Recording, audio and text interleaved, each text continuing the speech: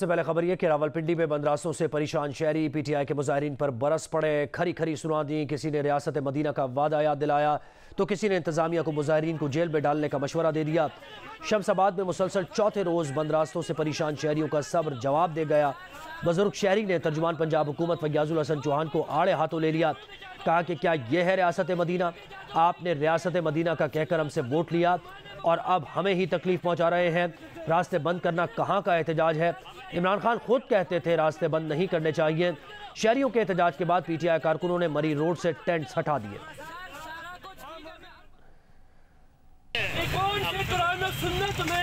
कौन सी रियासत मदीना में लिखा है कि मखलूक खुदा को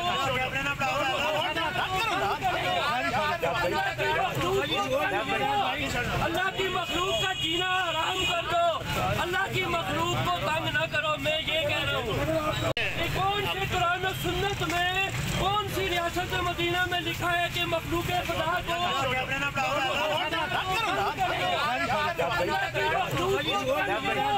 अल्लाह की मखलूक का जीना हराम कर दो, अल्लाह की मखलूक को तंग न करो। मैं ये कह रहा हूँ। रावलपिंडी और उसके अतराफ में जारी तहरीक इंसाफ का धरना खत्म करके सड़कों को ट्रैफिक के लिए खोल दिया गया। पीटीआई के लॉन्ग मार्च के लिए इस्तकबालिया कैंप साइट पर मौजूद रहेंगे। मजीद बताएंगे नुमाइंदा जियो न्यूज़ जरमीन ज़हरा। जी बिल्कुल, इस वक्त मैं मौजूद हूँ शमसाबाद के मकाम पर। आपसे कुछ देर कबल यहाँ पर रुकावटें जो है वो हटाकर सड़क खोल दी गई है। पीटीआई की जानिब से ऐलान किया गया कि शमसाबाद पर, पीर बधाई पर और दीगर जितने भी एहतजाज हो रहे हैं रावलपिंडी इस्लामाबाद के अतराफ में, वहाँ से सड़कें जो है खोल दी जाएँ। सिर्फ और सिर्फ पीटीआई के कैंप जो है वो साइड पर लगे रहेंगे, जो कि अलामती कैंप्स होंगे। और जब इमरान खान का काफिला अगर रावलपिंडी इस्लामाबाद पहुँचता है तो ये कैंप जो है वो उनका इस्तकबाल करेंगे। मेरे कैमरामैन खाकान अगर दिखा सकें, अभी भी एक कैंप जो है वो शमसाबाद पर मौजूद है। यहाँ पर कुछ खवातीन कारकुनान जो हैं वो भी यहाँ पर मौजूद हैं, कुछ मर्द कारकुनान भी यहाँ पर जो है वो मौजूद हैं। इसी तरह से यहाँ पर बैठे रहेंगे, अपना एहतजाज, अलामती एहतजाज जो है वो इस कैंप में रिकॉर्ड करवाते रहेंगे। जबकि ट्रैफिक जो है वो मामूल के मुताबिक अब रवा दवा है। इमरान खान रास्ते बंद करके क्या मकसद हासिल करना चाहते हैं? मरियम औरंगजेब ने सवाल किया। ज़बानें बंद करने वाला आज सड़कें बंद कर रहा है। इमरान खान की वजह से मुल्क में फसाद, इंतशार और नफरत फैली हुई है।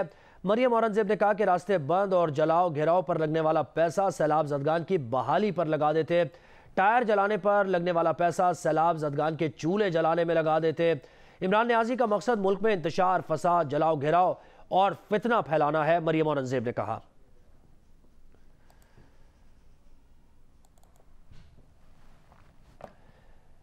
पाकिस्तान तहरीक इंसाफ के रहनुमा फवाद चौधरी ने एक मरतबा फिर मुल्क में इलेक्शन का मुतालबा कर दिया। लाहौर में मीडिया से गुफ्तगू करते हुए इल्ज़ाम लगाया कि नवाज शरीफ पाकिस्तान में मनसूबे के तहत मार्शल लॉ लगवाना चाहते हैं। ये नहीं होगा कि नवाज शरीफ नहीं मान रहे तो हम इलेक्शन नहीं करा सकते। मुल्क में अमली तौर पर बुनियादी हुकूक मुअत्तल हैं, उन्हें बहाल करना पड़ेगा। जो लॉन्ग मार्च हमने कातलाना हमला जहाँ पे हुआ वज़ीराबाद में, वहाँ पर से ही दोबारा ये आज़ादी का, हकीकी आज़ादी का जो सफ़र है वो दोबारा शुरू होने जा रहा है। पाकिस्तान में अगर इस्तेहकाम चाहिए आपको इलेक्शन करवाने पड़ेंगे। इसके अलावा जो आप सोच रहे हैं कि मुल्क में मार्शल लॉ लग जाए लेकिन इलेक्शन ना हो, नवाज शरीफ पाकिस्तान में इस वक्त एक बाकायदा मनसूबे के तहत मार्शल लॉ लगवाना चाहते हैं। ये नहीं हो सकता कि नवाज शरीफ नहीं मान रहे तो हम इलेक्शन नहीं करवा सकते, नवाज शरीफ नहीं मान रहे तो मुल्क में मार्शल लॉ लगा दें। कोई मार्शल लॉ मुल्क में नहीं लग सकता। बुलेटिन के सिलसिले को आगे बढ़ाते हैं। आपको बताएं कि अरशद शरीफ कत्ल केस में जियो न्यूज़ अहम नए शवाहिद सामने ले आया। सहाफ़ी व एंकर अरशद शरीफ पर इंतहाई करीब से गोलियां चलाई गईं। केनिया के काउंटर टेररिज्म के अफसरान ने भी जियो न्यूज़ को अरशद शरीफ पर करीब से गोलियां चलाने की तस्दीक कर दी। काउंटर टेररिज्म के अफसरान ने यह इंकशाफ भी किया कि शवाहिद से जाहिर होता है कि गोलियां चलती नहीं बल्कि खड़ी गाड़ी पर बरसाई गईं। मजीद बताएंगे नुमाइंदा जियो न्यूज़ मुर्तज़ा अली शाह। जियो न्यूज़ की टीम मौजूद है किसरियन पुलिस स्टेशन में। ये वो पुलिस स्टेशन है जहां जो टोयोटा लैंड क्रूज़र यहाँ पर मौजूद है।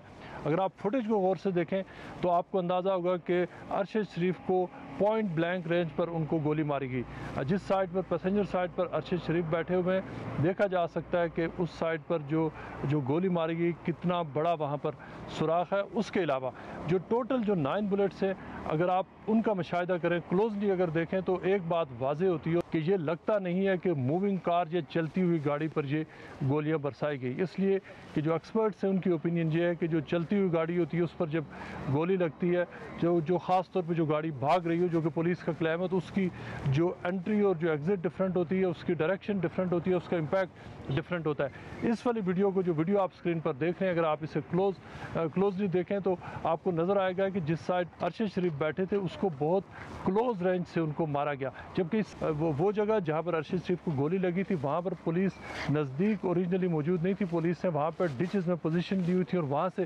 फायर किए गए थे, यानी दूर से उनके ऊपर फायर किए गए थे। फिर अगर आप बाकी जो गाड़ी का अगर मुशाहिदा करें तो जो पैसेंजर साइड है उसकी जो रेयर बैक है वहाँ पर 2 गोलियाँ हैं, और जो बूट की साइड है वहाँ पर बड़े बड़े 4 होल्स हैं, 4 गोलियाँ हैं, यानी कि पुलिस वाले थे उन्होंने पिछली साइड से होकर वहाँ पर 4 गोलियाँ मारी। और जो राइट साइड थी, जो ड्राइवर साइड है, पुलिस ने जो दावा किया है कि उन्होंने गाड़ी का टायर भी पंक्चर किया था उसी स्पॉट पर, लेकिन उसमें जो दरवाज़ा है उसके नीचे एक बहुत बड़ा होल है, और उस साइड पर जो इन टोटल जो 9 गोलियाँ हैं वो अरशद शरीफ की गाड़ी पर बरसाई गई। मुख्तलिफ सवालात हैं जो सामने आते हैं सिर्फ इस वीडियो फुटेज को देखने के बाद कि अगर तो गाड़ी का टायर पंक्चर हुआ था तो पुलिस के दावे के मुताबिक, और जो खुरम अहमद जो उन्होंने कहा है कि उन्होंने तकरीबन 25 से 26 किलोमीटर का फासला उन्होंने जो पंक्चर्ड जो टायर है उसके साथ उन्होंने तय किया। अगर पुलिस चेज़ करती तो इसको कहीं भी उसको रोका जा सकता था। वो रोड वो वाली सेफ रोड है, और उस रोड पे जो पुलिस की जहाँ पर गाड़ियाँ हैं वो अच्छी गाड़ियाँ हैं, वो 4x4 गाड़ियाँ, और उनके लिए मसला नहीं होना था, लेकिन पुलिस ने गाड़ी को जो फायरिंग करने के बाद भी चेज़ नहीं किया। इस हवाले से और बहुत सारे सवालात हैं जो यहाँ पर इस वक्त उठाए जा रहे हैं, जो पाकिस्तानी हुकाम के जहनों में भी हैं, और जो अरशद शरीफ के दोस्त और फैमिली भी वो सवालात पूछ रहे हैं। पुलिस ने यहाँ पर, हमने 2 दिन उनसे यहाँ पर बात करने की कोशिश की, ऑन द रिकॉर्ड बात करने की कोशिश की, लेकिन पुलिस हुकाम किसी भी किस्म का उनको मना कर दिया गया है कि वो तबसरा ना करें। और उसकी वजह यह है कि यहाँ की हुकूमत को अब ये खदशा है कि ऑलरेडी पुलिस ने जो 2 कॉन्ट्राडिक्टरी स्टेटमेंट्स दी हैं, जिसमें उन्होंने एक में ये भी दावा किया कि गाड़ी के अंदर से फायर किया गया पुलिस के ऊपर, उसके बाद पुलिस को न सिर्फ केन्या के अंदर बल्कि पूरी दुनिया के अंदर पुलिस को बहुत ज़्यादा क्रिटिसिज्म का सामना करना पड़ रहा है। जो ऑफ द रिकॉर्ड जो पुलिस वाले बात करते हैं वो मानते हैं कि जो पुलिस का वर्जन है, और जो अभी तक ये कहा गया है कि ये मिस्टेकन आइडेंटिटी का केस था, ये लग नहीं रहा कि ये मिस्टेकन आइडेंटिटी का केस है। नैब तरामीम के खिलाफ पीटीआई चेयरमैन इमरान खान की दरखास्त पर समाअत हुई। चीफ जस्टिस ने सवाल उठाया कि नैब तरामीम बुनियादी हुकूक से तसादुम पर कल आदम हो भी जाएं तो पुराना कानून कैसे बहाल होगा। नुमाइंदा जियो न्यूज़ मरियम नवाज ने में ज्वाइन किया है, समाअत से मुताल्लिक बताइए। जी, सुप्रीम कोर्ट में नैब तरामीम के खिलाफ चेयरमैन पीटीआई इमरान खान की दरख्वास्त पर समाअत के दौरान चीफ जस्टिस पाकिस्तान ने कहा है कि अदलिया एग्जेक्टिव के इख्तियार पर तजावुज नहीं कर सकती, ताहम एग्जेक्टिव को अपनी जिम्मेदारी पूरी करने का जरूर कह सकती है। चीफ जस्टिस ने यह भी कहा है कि अदलिया एग्जेक्टिव का इख्तियार इस्तेमाल नहीं कर सकती है, सुमोटो का इख्तियार बड़े एहतियात से इस्तेमाल करना पड़ता है।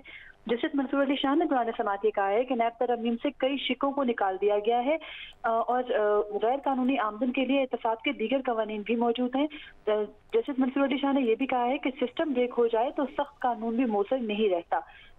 उसके अलावा उन्होंने ये कहा कि सब कुछ अदलिया ने करना है तो क्या एग्जेक्टिव के इख्तियार पर तजावुज नहीं होगा? क्या एग्जेक्टिव की नाकामी पर अदलिया सुपर रोल अदा कर सकती है? जिस पर इमरान खान के वकील ने कहा कि आर्मी चीफ तकर्री के मामले पर अदालत ने कानून साजी का हुक्म दिया था, बुनियादी हकूक का तहफ्फुज अदलिया की जिम्मेदारी है। जिस पर जस्टिस मंसूर अली शाह ने यह जवाब दिया कि हुकूमत मशकूक है, वज़ीर आज़म मुतनाज़ है, तो क्या अदलिया हुकूमत चलाएगी? उन्होंने कहा कि इस चीज को यानी अदलिया के हुकूमत के इख्तियारात को इस्तेमाल करने की चीज को कहीं तो रोकना होगा। उसके अलावा जस्टिस मंसूर अली शाह ने भी कहा कि क्या बुनियादी हकूक के तहफ्फुज में इख्तियारात की तकसीम की लकीर अदलिया अबूर कर सकती है? अदलिया ने इंतजामिया के कई इक़दाम को कलअदम करार दिया है। इस हवाले से कई अदालती फैसले मौजूद हैं, लेकिन अदलिया एग्जेक्टिव का इख्तियार इस्तेमाल नहीं कर सकती। अदालत ने केस की मजीद समाअत पीर यानी 14 नवंबर तक मुलतवी कर दी है। बहुत शुक्रिया मरियम नवाज।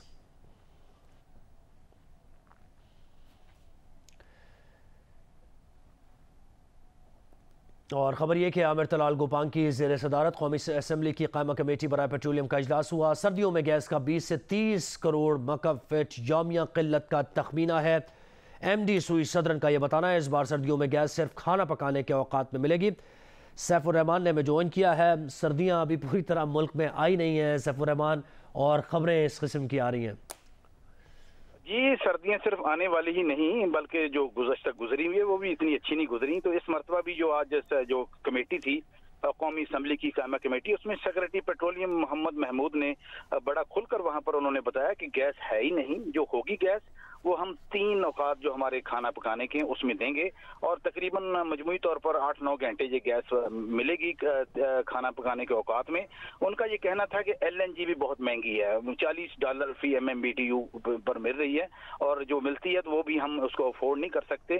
तो इस मौका पर कराची के हवाले से ये बताया गया कि वहाँ पर जो MD सुई सदरन मौजूद थे, उनका ये कहना था कि सुई सदरन में मजमूई तौर पर 20 से 30 करोड़ मकाफुट यौमिया सर्दियों में गैस की किल्लत का तखमीना है। इसमें घरेलू सार्फिन उनकी तरजीह होंगे, लेकिन उसमें भी जो टेल एंड के इलाके हैं उन्होंने खास तौर पर लियारी का जिक्र किया कि वहां पर मसाइल पैदा हो सकते हैं, लेकिन साथ उनका ये कहना था कि इस मरतबा हम इस बात को यकीनी बनाएंगे कि जो इंडस्ट्रीज जो कराची की हैं वो प्रेशर पंप्स के साथ जो गैस खींचती हैं हम वहां पर ऐसा नहीं करने देंगे।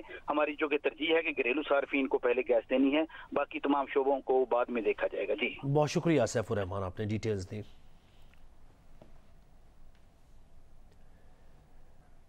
कराची के मास्टर प्लान की बहाली के लिए सुप्रीम कोर्ट के हुक्म पर Karachi development authority north Nazimabad और नाज़िमाबाद में तजावुज़ात के खिलाफ ऑपरेशन कर रहा है। अब तक 200 से ज़ायद मकानात गिराए जा चुके। मज़ीद तफसीलात बताएंगे नुमाइंदा GU न्यूज़ सुलेमान सादत खान। जी बिल्कुल, ये नाज़िमाबाद का इलाका है, मुजाहिद कॉलोनी, जहाँ गुज़िश्ता कई रोज़ से सुप्रीम कोर्ट के हुक्म पर कराची डेवलपमेंट अथॉरिटी ऑपरेशन कर रही है और तजावुज़ात के ख़िलाफ़ ये ऑपरेशन जारी है। हमारे साथ इस वक्त director general KDA Mohammad Ali Shah साहब मौजूद हैं, उनसे जानते हैं। सुप्रीम कोर्ट के अहकामात हैं कि यहाँ पर जो कराची शहर का ओरिजिनल मास्टर प्लान है उसको बहाल किया जाए। तो जब हमने इस इलाके का मास्टर प्लान देखा तो ये 150 फीट का रोड है जिस पे कुछ लोगों ने एक्सटेंडेड मकानात बनाए हुए थे और उनका असल मकान पीछे था, उन्होंने एक्स्ट्रा एरिया घेर लिया हुआ था, इंक्रोच किया हुआ था। तो पहले वो खाली कराया तो तकरीबन हमारा आधा किलोमीटर खाली हो गया। वो है वाहिद कॉलोनी का इलाका। इस वक्त हम खड़े हैं मुजाहिद कॉलोनी में। अब ये रोड है जो थ्रू करता है आगे जाके हमारा नाज़िमाबाद का मेन रोड। इस पर तकरीबन हमारा 150 फीट का ट्रैक है जिसमें 40% इंक्रोचमेंट हम खाली करा चुके हैं। KDA के अमले को ठीक ठाक दुश्वारी का सामना हुआ है। यहाँ पे हमारे अफसरान को पथराव भी किया गया, अदर थ्रेट्स कॉल्स भी हैं, बट डिप्टी कमिश्नर, उनकी टीम, DMCEs, उनकी टीम, SBC, तमाम इदारे अल्हम्दुलिल्लाह सपोर्ट करें।